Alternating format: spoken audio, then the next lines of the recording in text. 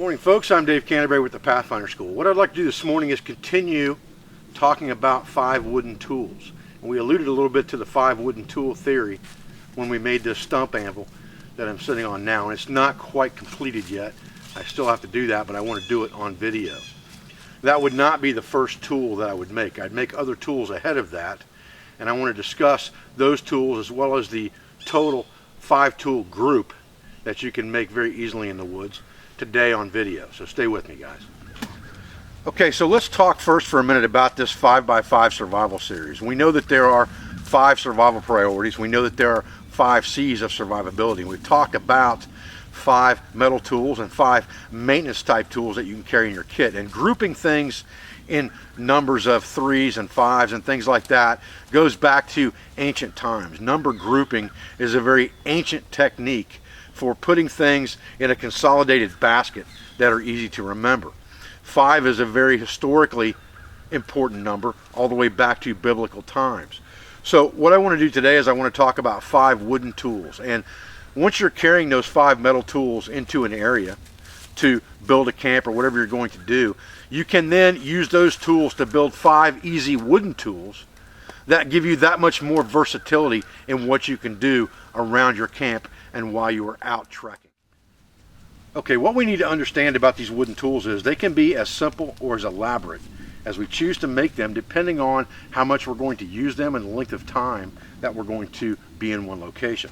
A stump anvil like I'm sitting on now could become a total workbench area for your camp, or it could be as simple as a cut-off stump that you're going to use to sit your tail end on in front of the campfire, maybe sit your cup of hot cocoa on, process some firewood, split down some kindling and things like that.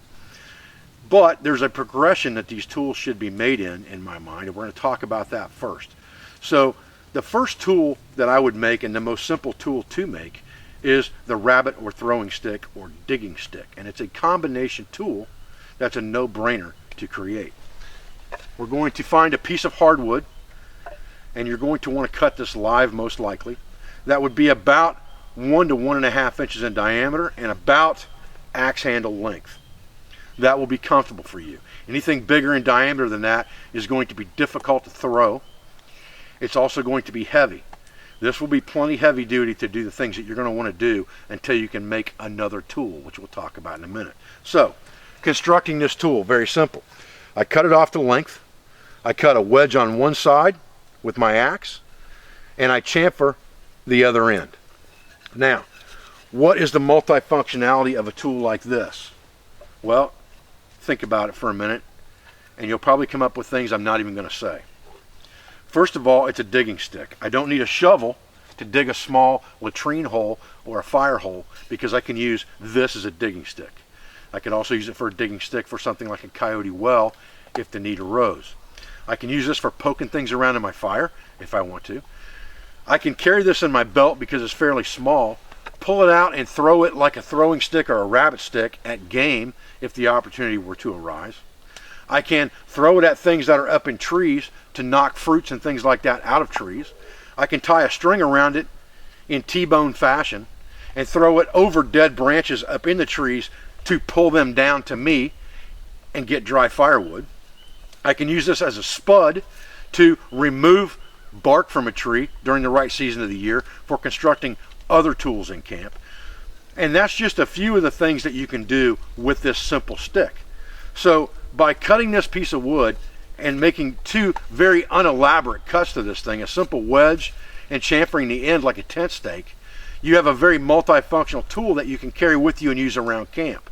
You could also use this until you make better ones as a wedge.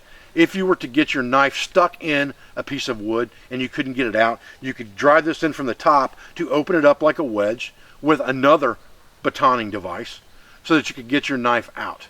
So it's a very, very multifunctional tool. It's the first tool that I make when I settle down into a camp for any length of time. The next tool on our list of 5 tools that I would make would be a wooden mallet or maul. And if you look at the illustrated encyclopedia of colonial tools and frontier type tools, this tool is called a striking maul.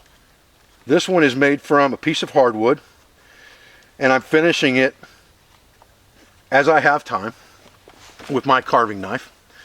But what I've done is I've taken a large piece of hardwood and I have cut a saw kerf around it, stood it on end on my anviling stump or on the ground. Doesn't really matter if I don't have my anvil stump made yet.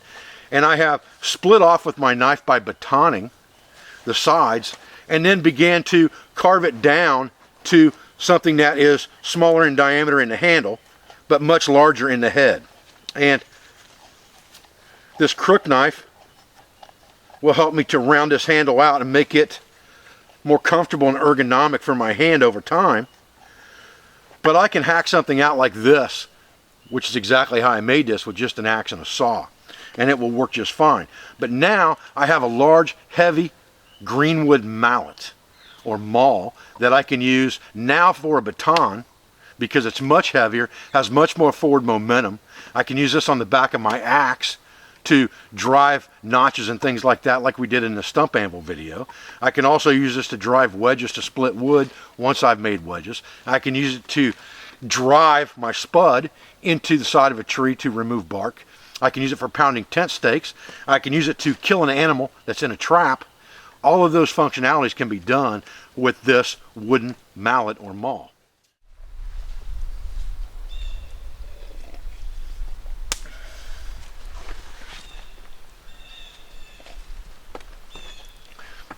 Okay, so the next tool, next simple wooden tool that I'm going to make in progression is going to be a very simple staff.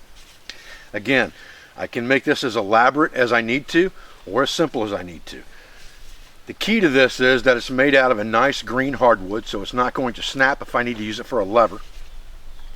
That it is quite a bit longer than I am tall, so that it's above my eyes when I'm walking, because I may choose to make this a spear point. I may need it to ward off predators or things like that in my camp later. I may choose to make this into some type of a fishing or frogging gig, possibly from the smaller diameter end, so that I can use it then to hunt and fish with.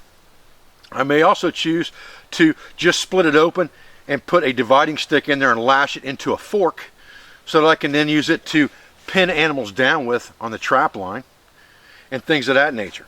It can be used as a tent post. It can be used for water crossings as a third leg. It can be used to move debris on the trail where you're walking, in case you're worried about snakes and things like that, to knock spider webs out of the way as you're walking down a trail so that you don't have to walk through them. If it has a fork on one end, it can be used as a steadying device for your rifle or your shotgun, depending on what you're carrying for hunting in the woods. And again, it can also be used to kill game at distance very easily. So it's a very multifunctional item. It can be used around camp as one of the legs of a tripod if needs be. As again, like I said, a pole for your tent or your tarp. It could be used as a cross member between two trees to hang camp items off of or dry your blanket on. It has lots and lots of functions, and it's very, very easy to make. I can reach up into trees to knock down deadwood and things like that, to possibly get at a bird nest that I want to collect as tinder material, or to scrape pine sap off of a wound that's way above my head in a pine tree. So the last tool in our 5 wooden tools is a wedge. And again, we had a wedge on the front of our original tool, the throwing stick, a rabbit stick, but it's fairly long to be used as a wedge. This one is about 10 inches long, 8 inches long, and you need 4 or 5 of these. You can make them different angles as far as the wedge itself. You could make some of them with only wedged on one side and some on both. You want to chamfer the top. You want them made out of hard green wood. And you can use these for lots and lots of things, from helping you to separate the kerf to fell a tree, to free up a knife or an axe stuck in a piece of wood that you're splitting out for firewood. You can use this to split a long stave down if you're making dimensional lumber or a bow stave. You can use this as a progressive spudding device to remove bark from a tree. There are, again, probably 100 uses for this, all the way up to things as elaborate as carving a simple block plane body, putting some type of a chisel in there and driving this wedge in to use it as a block plane. So there's lots and lots of things that you can do with wedges. Wedges are one of the 5 simple machines, but this wedge is also one of the 5 most versatile tools that you can make of wood very easily for the long term. So we've taken a look at 5 simple tools that are very easy to manufacture, that are all multifunctional and will allow you to create other things. And that's what's important in bushcraft and woodcraft, is being able to take 5 simple metal tools, create a few other tools off of the landscape, and then be able to create anything that you need beyond that from the landscape itself. And I think that this progression in this 5x5 series will help you to do that. I appreciate you joining me for this video. I thank you for everything you do for our school, for our family, for our business, for our sponsors, instructors, affiliates, and friends. And I'll be back with another video as soon as I can. Thanks, guys.